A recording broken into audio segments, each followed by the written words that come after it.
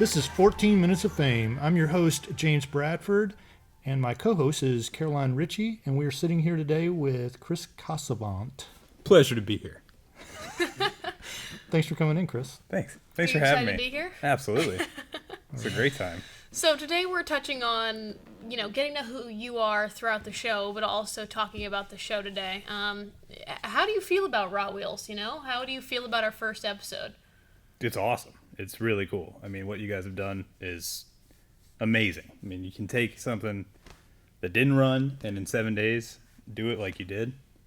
It takes something. I mean, that's really cool. Really cool. You had a big part in that. Yeah, but a lot of people dream about it. You hear a lot of guys who talk about it. They park it on the side of the house or out in the yard, and they don't touch it for years. And you guys knocked it out, out of the park with that one. It's really cool. It's funny how it all happened. Yeah. Yeah. So we weren't really planning on having it go like this, but it just everything fell into place. So. Yeah, exactly. I mean, it was.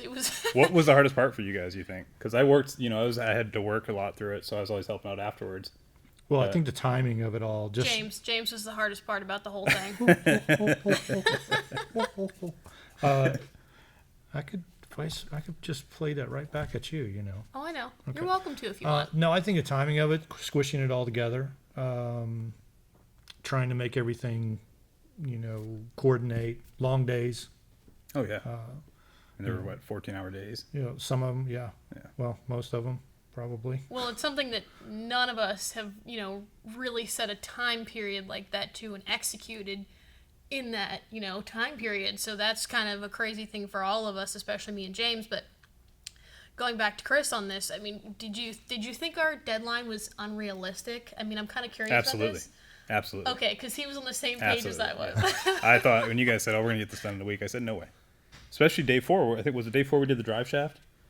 We went to Dixie Powertrain in Savannah. Was that day 3? It was day 3. Wasn't it? It was in between one of those days, and at that point I was like, the drive shaft. They gave us the bad news that it wasn't going to get done that day, and that really for me was like, shoot. It's Don't let any more out. Yeah, all right. No more details. We got to give a little something. Yeah, true. Yes, there was a drive shaft problem Little we had to take care of. Dun, dun, dun. Almost. Dun, dun, dun. Yeah, almost blew the budget, but anyway. Indeed, yeah, for sure. Honestly, let me just say thank you for putting up with us this whole thing. We had a lot of great people. You're welcome, guys. No, you've been very supportive. With helping out, putting in your time, and it's all volunteer. We're all in this. Investing our time in. There's been many nights where you guys have, the drop of a hammer, just been there and helped me out and saved me on the side of the road and whatnot. So. Yeah, I mean, in the midst of you not only working, but working on your project car. Do you want to talk a little more about what your project car is? I think it's pretty cool. Right now, it's a 1965 Mustang. I bought it broken. The motor wasn't running right, so Caroline and I got it back to our shop and decided to tear it apart.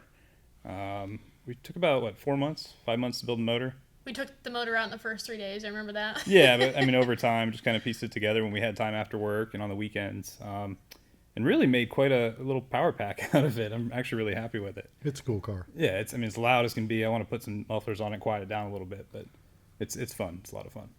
You're not happy with the exhaust we put on? I like it, but man, when I'm cruising, I want to listen to the radio. Yeah.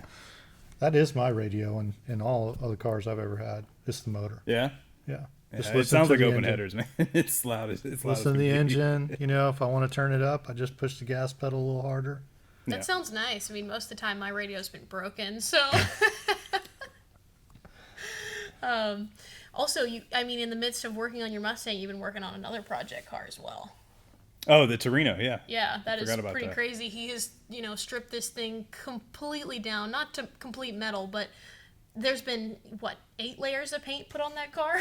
Yeah, it's been blue, it's been white, it's been red, it's been gray, it seems. There's layers and layers of paint that we had to go through to finally get down to the bottom of it, so it's coming along. Yeah, he's truly committed to this for sure. I mean, he's a protege over at Land Speed Automotive, so he's learning how to do body work and metal work properly, not so much backyard garage style like we do in ROTWHEELS. But it's pretty incredible. I mean, you've taken a lot of time to do it, but you've done such a great job, in my opinion, and a lot of other people's opinions, executing it so far. And you're pretty close to paint too, man. Yeah, we've done a few primers over there. We're starting to work with color a little bit, so still getting into it. I've been with them doing the apprenticeship for about 6 months now, so it's going well. I'm having a lot of fun over there. Really staying busy.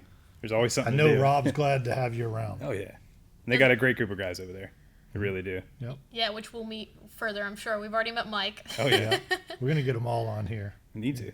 We're going to grill them all. Oh yeah. Yeah, we're going to put Interrogate them in the them? hot seat right here and grill them Shine all. the lights right in their eyes. So the plan, next step for the Torino, though, you have it all down to, you're pretty much ready to prime now.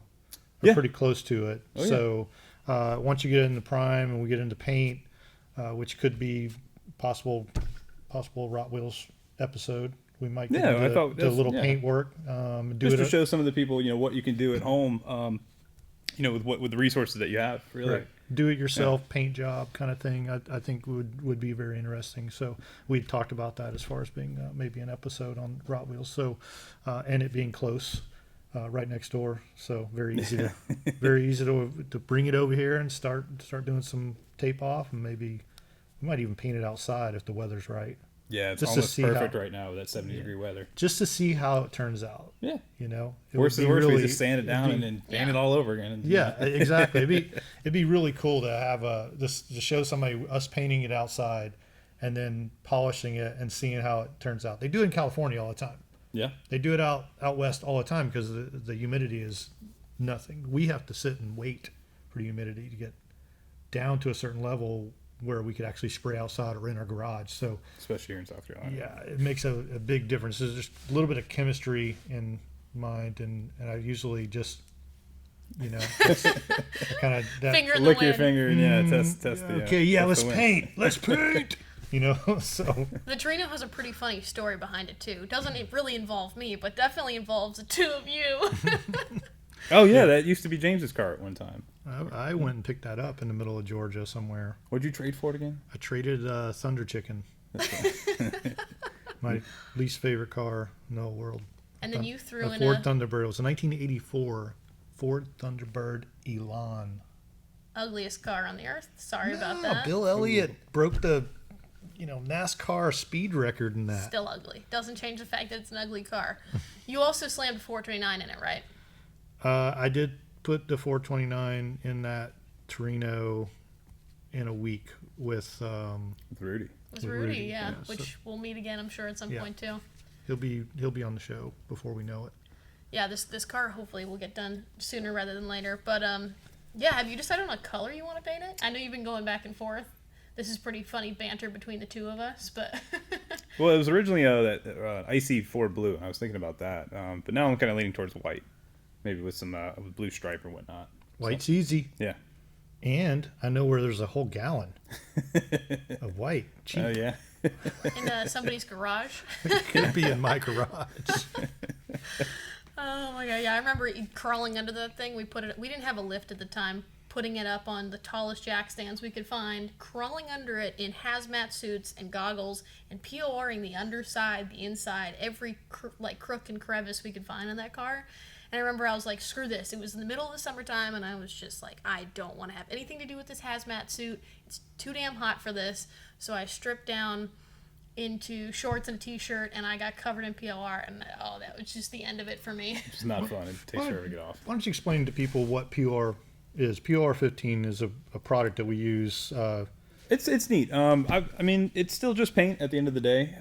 But what it does is it gets into the bad metal rust and stuff, and penetrates it and treats it, and it prevents it from rusting further. Yeah, it Stops encapsulates oxidation. it. Yeah. If you have a rusty piece of metal that you can't get to, or you can't sandblast, or we can't get our cars dipped in a chemical to get everything off.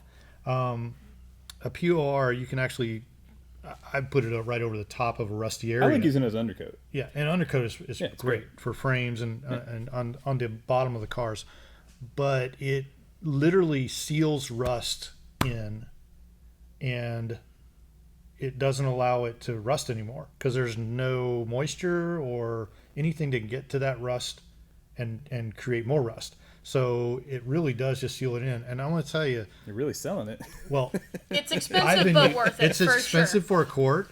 You know, it's like what? I always get it by $100 the bucks? gallon because you end up. I mean, The gallon's $200. any car Yeah. takes Oh two my quarts. gosh, Yeah. yeah. But I know Well- you guys could probably talk about undercoat all day long. Yeah. Okay, well, I want to just say real quick, when this stuff dries, you can hit PR it, 15 specialist. you can hit it with a hammer and it won't chip. It's amazing.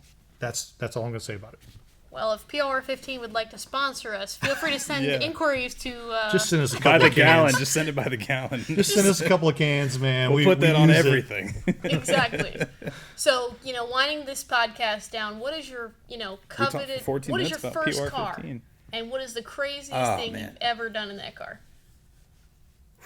First car was a 1988 Ford Ranger. It was a black primer.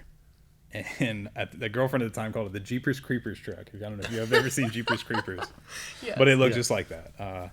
It was about as ratty as it sounds. It would stall out all the time. It had a straight six in it. But yeah, I ended up letting it go. Shortly after I got it, it was not the car for me. So Man, I had an Yeah. 87. I drove Did that you? thing all over the Southeast. Yeah, that was a great truck. my buddy at the time, he had a Bronco. Had the same motor, and I remember that.